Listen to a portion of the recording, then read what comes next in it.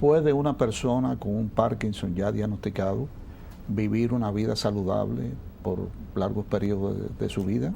La enfermedad de Parkinson es una enfermedad que toma mucho tiempo para evolucionar y no todos los pacientes son iguales. Hay pacientes que tienen buena respuesta al tratamiento y otros que no. Y si bien es cierto que todavía no hay una cura para la enfermedad, o sea, no hay ningún tratamiento que lo podamos dar al paciente y decirle que jamás va a tener Parkinson, sí hay tratamientos que le pueden dar mejor calidad de vida al paciente por una cierta cantidad de tiempo, aunque ya después el paciente siga con la evolución natural de la enfermedad y termine siendo un paciente altamente discapacitado. Hoy por hoy, el tratamiento farmacológico de elección es la combinación de levodopa con carbidopa, que aumenta la captación de la dopamina, que es lo que dificulta la movilidad del paciente, que es lo que causa los síntomas. Con este medicamento se mejora la producción y la recaptación de la misma y el paciente tiene menos síntomas y por ende puede reintegrarse a su vida cotidiana. Es un medicamento que lo tienen que llevar a largo plazo, o sea, prácticamente de por vida, y aunque no es una cura, sí nos puede dar varios años de un periodo off, que es como se llama, a cuando el paciente está mejorando de sus síntomas. También hay otras alternativas, por ejemplo, se utiliza la amantadina para disminuir los síntomas motores como tal. Hay otros aspectos que también hay que ver, como el aspecto emocional del paciente, que es muy importante. Los pacientes con Parkinson se deprimen mucho y la depresión, usted me dirá, nosotros lo vemos siempre. Es algo importante en estos pacientes y también le dificulta reintegrarse a la vida productiva. Y también hay actualmente otras alternativas en donde, si bien es cierto que no todos los pacientes son candidatos, en un grupo de pacientes seleccionados podría ofrecérsele la estimulación cerebral profunda, por ejemplo, que aunque tampoco es una cura y aunque no libera al paciente de tomar el tratamiento farmacológico, sí disminuye la cantidad de medicamentos que utiliza y le mejora la calidad de vida por muchos años al paciente. ¿Qué es la estimulación cerebral profunda? ¿Cómo se maneja esta? La estimulación cerebral profunda se utiliza un dispositivo que si les puedo mostrar acá. Sí, cómo no. Acá tenemos, estos son los diferentes que se han utilizado. El que se está utilizando ahora es este, que es un estimulador. Esto es un aparatito parecido, por ejemplo, al marcapasos cardíaco. Okay. Este se implanta en el paciente mediante un procedimiento quirúrgico, se implanta en el tórax y aquí en estos agujeritos se implantan unos cables, hablando en términos sencillos, que van al cerebro, áreas específicas del cerebro, y mediante este otro aparato que tenemos acá, que es como una palm, digamos que una computadora, aquí yo fijo los parámetros del paciente que estamos seleccionando o que estamos trabajando, y los parámetros que yo entre aquí, esta máquina le hace llegar al estimulador que el paciente tiene implantado y va a hacer que este aparatito me estimule a cierta frecuencia en ciertas áreas que ya yo previamente programé, que es lo que le va a dar la mejoría al paciente. ¿Y cómo se logra? Esto funciona automáticamente, ¿verdad? Sí, una vez implantado el paciente se va a su casa con su procedimiento, obviamente. Como ya dijimos, no todos los pacientes son candidatos, tenemos que tener un paciente en un grupo de edad aceptable. Hasta ahora lo que se plantea es que el paciente debe tener más de 18 años y menos de 80 años, aunque eso es una contraindicación relativa a la edad. O sea, esto se utiliza para pacientes no solamente con Parkinson, esto se utiliza para pacientes con trastornos de movimiento, en algunos casos se utiliza también para algunos tipos de epilepsia, pero en el caso de Parkinson, la edad más aceptada es entre 18, aunque no vemos pacientes de Parkinson con esa edad, y 80 años. Debe ser un paciente que no tenga alteraciones cognitivas importantes, que no tenga una depresión severa, y aquí vemos hasta qué punto la depresión es importante en pacientes con Parkinson. Tiene que ser un paciente capaz de cooperar, porque el procedimiento se hace con el paciente despierto, porque a medida que yo voy estimulando acá y que voy programando, esta señal que yo le envío al paciente, yo tengo que tratar de hacerle preguntas ver si no estoy estimulando, por ejemplo, el área del habla, de más, que es una de las áreas que están más afectadas en este caso, o sea, las áreas que yo más puedo estimular. Tengo que ir haciendo preguntas al paciente para saber que el paciente va a salir bien. Una vez el paciente está implantado, se va a su casa, se le da seguimiento y los parámetros que previamente pusimos se pueden modificar dependiendo de lo que el paciente me diga. O sea, el paciente me puede decir, oye, me estoy hablando mal o tengo temblor en un lado que no tenía, y ya todo eso se puede reprogramar aquí. ¿Este procedimiento se puede llevar a cabo en el consultorio? Bueno, la programación después que el paciente está implantado, sí, la reprogramación sí, se puede llevar en el consultorio.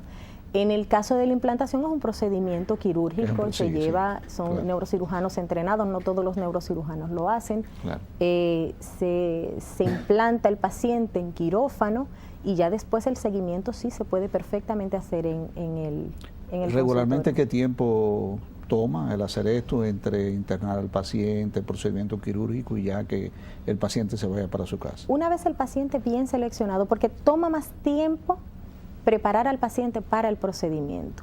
¿Por qué? Porque primero yo tengo que estar segura que estoy implantando un paciente que es buen candidato. O sea, que no es un paciente que tenga un sangrado, que tenga una lesión cerebral importante, que como quiera yo no le vaya a ofrecer beneficios. Tiene que ser un paciente desde el punto de vista general saludable, debe ser un paciente cooperador, cognitivamente estable, debe tener ciertos requisitos, entonces debo también informar al paciente y educarlo antes de llevarlo al tratamiento, o sea, debo hacer que el paciente sepa que esto no es una cura, que pueden tener complicaciones, debo explicarle las complicaciones del procedimiento, que pueden ser infecciones, puede ser que el dispositivo quede implantado o se mueva después de implantado, todas las complicaciones yo debo explicárselas. Una vez ya el paciente se ha hecho, el procedimiento es hasta cierto punto lo de menos y luego el seguimiento es realmente más de comunicación médico-paciente, que el paciente me diga cómo se siente, cómo va y nosotros reprogramar dependiendo de lo que diga el paciente. Estos aparatos, por ejemplo, que ya yo he mencionado, tienen baterías, una duración entre 4 y 5 años. Okay. Una vez ya no tienen batería, pues hay que reimplantar al paciente, o sea, no es algo como que se pueda poner.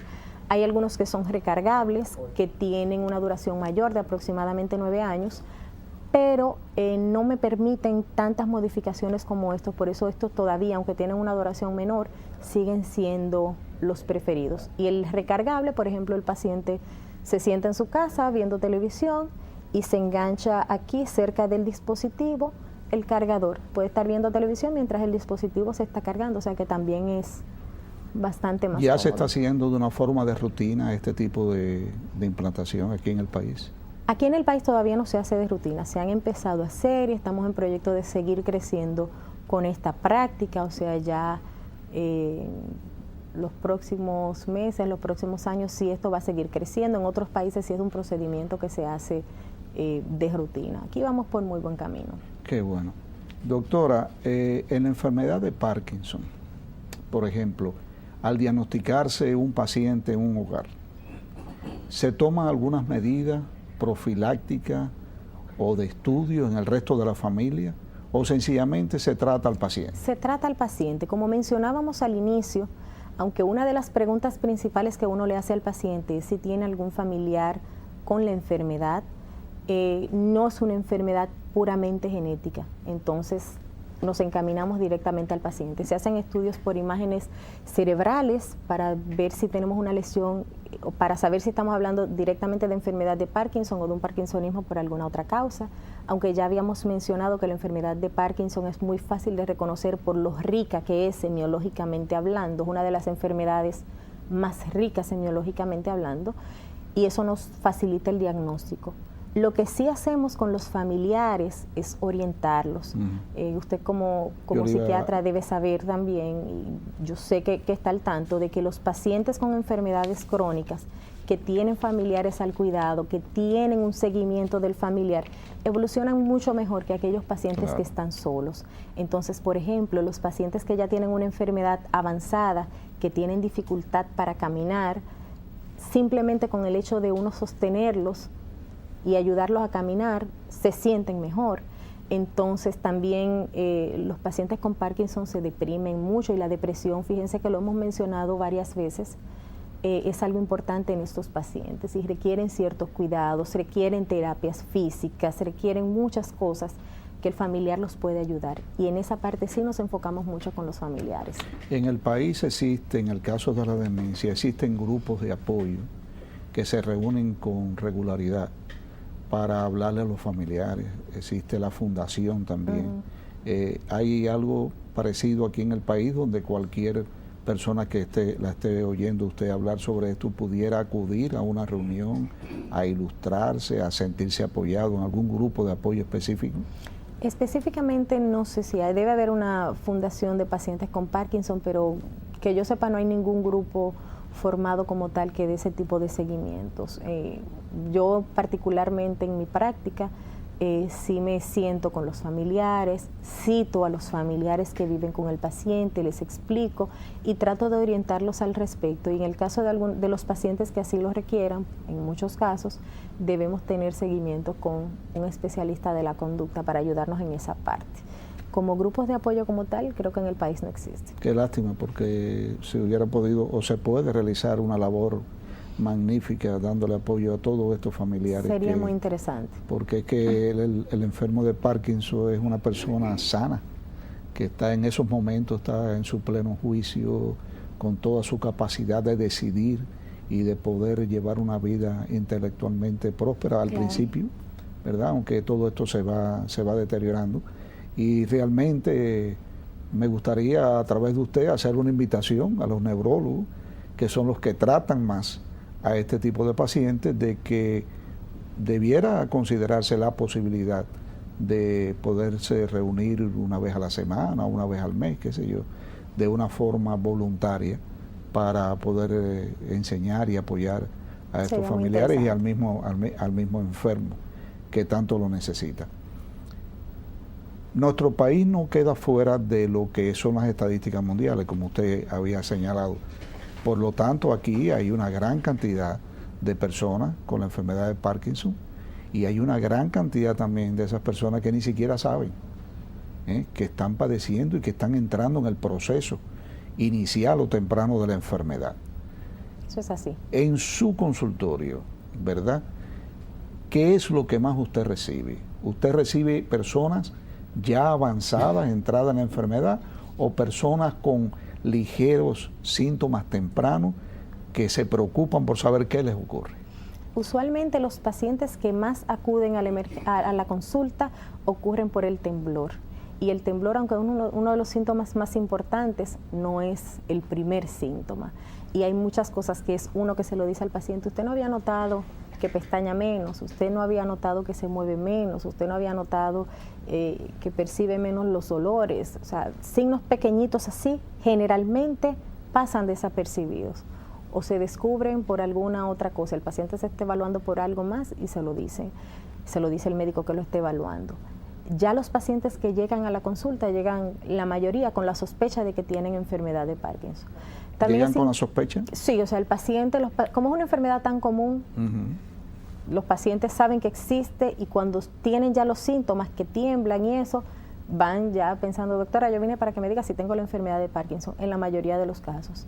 También hay que decir que no todo el que tiembla tiene Parkinson, claro, y eso es importantísimo, porque hay muchos tipos de temblores y hay lo que se llama el temblor esencial. De hecho, hay una entidad llamada temblor esencial familiar, que es muy común, es una enfermedad de todos los días. Entonces hay muchos pacientes que van con temblores por otras causas, por otras muchas causas, temblores con características totalmente diferentes a las características del temblor de Parkinson, y piensan que tienen Parkinson. Entonces eso es importante. Si el paciente tiene algún síntoma motor que le preocupe, pues debe ir al neurólogo.